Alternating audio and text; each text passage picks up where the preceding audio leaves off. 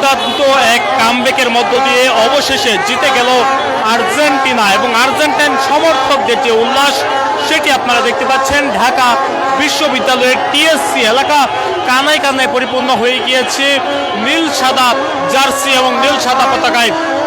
Argentina সমর্থকদের যে উল্লাস সেটি কিন্তু বেশ চোখে পড়ার মতো। আজকে সন্ধ্যা থেকে আর্জেন্টিনা সমর্থকরা জড়ো হয়েছিলেন ঢাকা বিশ্ববিদ্যালয়ের টিএসসি এলাকায় এবং পরবর্তীতে আমরা দেখতে পেয়েছি টানটান উত্তেজনাপূর্ণ যে ম্যাচ হলো।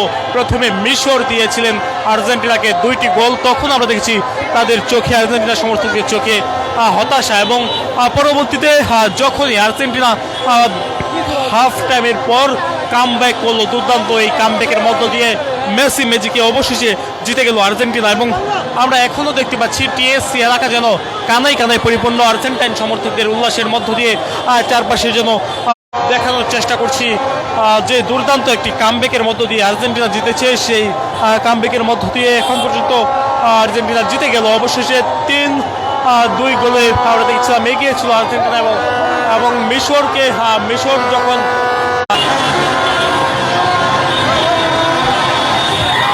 দর্শক টিএসসি এলাকার যে চিত্র সেটি আপনারা দেখতে পাচ্ছেন। পুরো এলাকা যেন লোকারণ্য হয়ে পড়ছে, আর্জেন্টাইন সমর্থকদের যে উল্লাস সেটি আমরা দেখতে পাচ্ছি। পুরো এলাকা যেন আর্জেন্টাইন সমর্থকদের দখলে এই মুহূর্তে।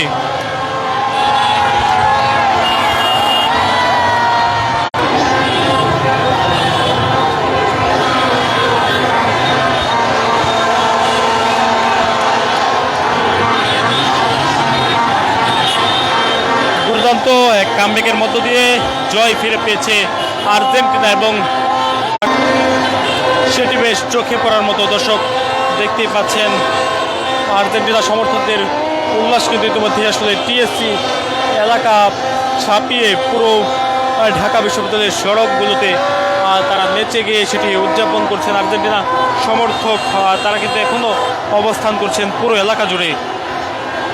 জানিয়ে রাখতে চাই আজকে আর্জেন্টিনা এবং মিশরের যে ম্যাচটি হয়েছে সেই ম্যাচে দারুণ জয় পেয়েছে আর্জেন্টিনা এবং সেটি উদযাপন করছে এই মুহূর্তে আর্জেন্টিনা সমর্থকরা ঢাকা বিশ্ববিদ্যালয়ের টিএসসি এলাকাতে।